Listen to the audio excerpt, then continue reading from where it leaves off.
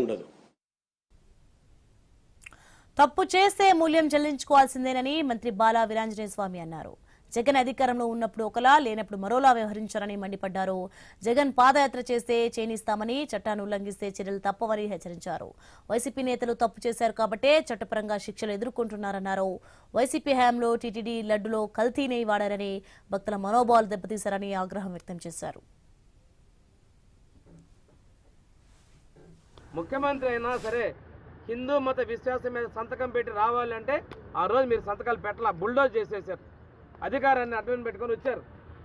మొన్న ప్రతిపక్షంలో వచ్చినప్పుడు తప్పనిసరిగా సంతకం పెట్టాలి, హిందూ మతం మీద విశ్వాసం ఉన్నది అని మీరు సంతకం పెట్టాలంటే సంతకం పెట్టాల్సి వస్తుందేమో.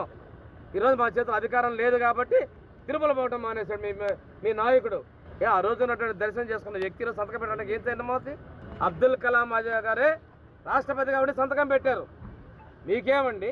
రోజుకొక మాట, రోజుకొక విచిత్రం, ఒక్కొక్క వ్యక్తి ఒక మాట మాట్లాడుతున్నాడు. తప్పుడు కేసులు పెట్టాం. ఒక ఆయన అంటే నేను బయటకు వచ్చి నేను చంద్రబాబు నాయుడు గారి ఊర్లో ప్రాంతాలు పుట్టడమే మేము తప్ప